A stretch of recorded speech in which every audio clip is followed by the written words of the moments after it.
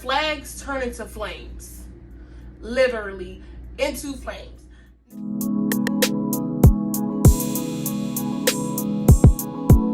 Hi friends, welcome back to my channel. My name is Maggie. I like to spend money so you don't have to. In today's video, we're having a part 2 to a previous video about my dating, online dating that is. And if you want to hear the second part, continue on. Don't forget to grab your beverage of choice. Girl, I don't care if it's water, Kool-Aid, wine, beer, but just making sure that if you are drinking alcohol, you need to drive responsibly and you need to be 21 and up. Y'all know the rules. I should never repeat it. Anyway, so let's get into this video. In between date 2 and 3, this young man has been sending me money. Mind you, we've only been talking for about a week at this point. So now we're on date 3. He invited me over to his home. And when he invited me to his home, he told me that his daughter was going to be there. But I naturally assumed that she was going to be asleep because, mind you, she's a young child. Just to give him credit, he did just get off work and he just picked up his child, like probably 30 to 45 minutes. I didn't know that when I got there. He should have told me that his child was there. So when I got there, of course, his child is there. I'm here. At this point, I'm meeting his child. Now, that's when the flags were, honey, flags on the play. All the referees were running on flags on the play. Why am I meeting your child and this is our third date? Put that into perspective. Put that into mind. So as I'm sitting here, so I just sit on the couch and let him, unwind, get his child together, get himself together. But while I'm sitting here waiting, patiently for us to have our, adult time, the young man proceeds to rush his child to eat. So he's like, finish up, eat, hurry up, eat. And then he walks by me and he was like, I'm about to give her a Benadryl so she go to sleep.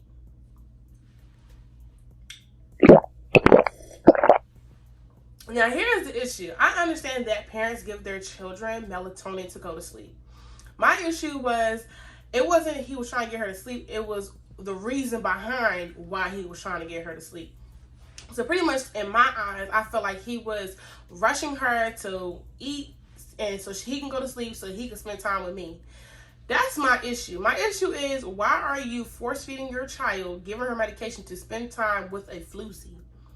Now, he don't know. I'm going to call myself a floozy because in reality, that's what I am. I'm a random girl that you just met 3 dates ago and I'm meeting your child. Why are you not spending time? I'd rather spend time with my child versus any woman or any man. But that's just my thought about it. So automatically I was like, yeah, this is not what I'm going to be. I'm not feeling that. Because I am a child care provider, so I'm really into kids and things like that and their mental health. If you bringing your child around me on a 3rd date, imagine how many other women this child has met. If you don't take your child's, mental health seriously, why would you think that I would think you take me seriously and my mental health and my well-being? That was a terrible judgment call. Cool. So as we're sitting there, I'm waiting patiently for him to hurry up, get his child to go to sleep. The child ended up laying down, going to bed. And he was like, so we just sitting there and he was like, you're making me uncomfortable. And I'm like, huh? He was like, you're making me uncomfortable. You're not talking to me. And I'm looking at him like, how am I making you uncomfortable by sitting down, texting on my phone? Mind you, I'm just texting on my phone, watching TV while I'm waiting. And I'm like, well, so I just got upset. I'm like, well, if I'm making you uncomfortable, I'm going to leave. I'm never going to make no one feel uncomfortable in her own home. I'm not pressed for that. Gotta go. Bye. So I left. So then he was upset that I left his home. He was like, I can't believe you left. And I was just like, why would I not leave? Like, if you telling me I'm making you uncomfortable, I'm going to leave. It's not like I'm sitting here bothering you, touching your things all in your face. Then okay, then I'm going to stop. That's an action that I need to stop. But me sitting down on the couch texting my friend, that's making you uncomfortable? Okay, well, I'm not going to gaslight how the man felt. That's how he felt. So, and I can't change that. So I just up and left. That was just my idea of it. So we got a whole discussion about it. And I told him, I was like, look, in my eyes, I felt like you just got off work. You're trying to get your child to bed.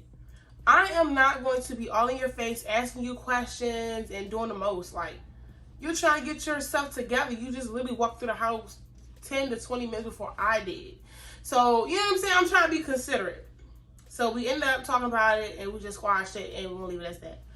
But in the back of my head, like, all these things are happening. Like, I am keeping tally, baby. I'm not delusional. I know what's going on. So at that point, I really didn't want to see him anymore. And I was going to leave it at that. But then he kept texting me, blowing me up. And he was like, yeah, I want to talk to you. Like, let's meet up again. I felt bad because I'm very much, I guess, naive. I'm not that naive, but I'm naive enough. And he was like, so I decided to go on another date with him, which is bring us to date number 4. And I go to his home again. This time his child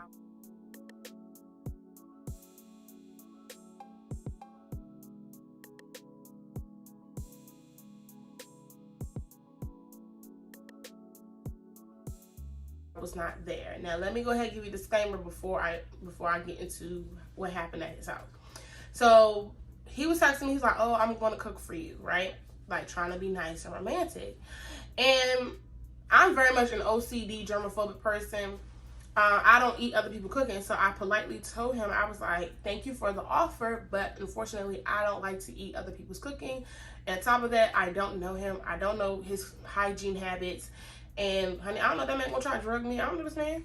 So I politely told him, like, instead of making him slave in the kitchen for a meal that I was not going to eat, I told him ahead of time. I said, hey, like, don't even worry about it. Don't cook for me. Da, da, da. Like, thank you, but no. So I get to the apartment, and when I get to the apartment, we greet each other, and then I sat on the couch, and next thing you know, here, drink this. And I was like, no thank you, like, I'm not thirsty, like, I'm being polite. But in my head, I'm like, I'm not taking no drink from no stranger. Like, I don't even, this is another bad judgment call. So I said, I'm just being protective of myself. Not saying everybody's going to drug me or do something to me, but I didn't want to drink. I don't understand why every time I got to be around this man, I need a beverage in my hand. So while I was sitting there, I politely declined, and he was like, oh, I'm making you a plate right now. And I looked down, and I was like, didn't I tell you? Like, I'm in my head, I'm like, didn't I tell you, like, I didn't want to eat your food? Like, what part of I was not going to eat your plate, don't you understand? And now I'm getting aggravated because of the simple fact that I'm constantly telling you no, and you're just constantly disrespecting my boundaries and trying to force me to do things that I don't want to do. So once again, this time, like, I wasn't playing. Like, at this point, I'm putting my foot down because I'm like, I said no. I said, no, thank you. I am not hungry. No, thank you. I don't want to drink. I just came here to chill and relax. I said, I don't feel the need to always have an alcohol beverage in my hands when we're together, or anybody at that. He decides to, eat his food, drinking wine. Mind you, he's been drinking since I got to the apartment. And after that, we sat down together on the couch, cuddled up to watch the Kanye West documentary. So as we're sitting there cuddling up, watching the documentary, of course, he's a little tipsy, so he's feeling himself. So he started, like, rubbing on my chest and my butt and things like that. And it kind of made me uncomfortable on some offender type thing. It's more so like, I don't like people touching me.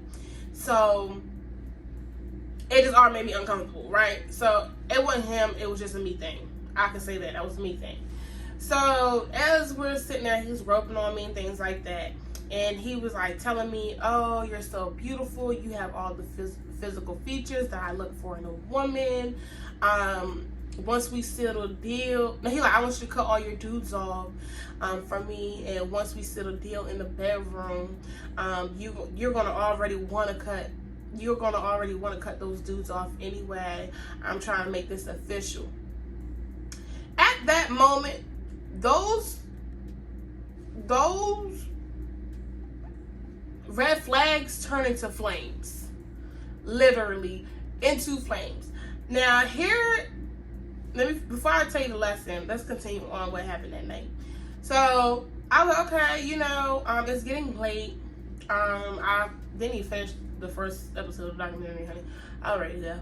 So so after that, I left. I went home, and I never texted that man again. He texted me the following day. He was like, "Oh, but you're ignoring me," and I'm like, "Yeah."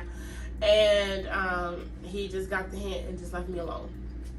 Here is the lesson of this whole experience. So many things has went wrong. Like, one, his personality did not clash with mine.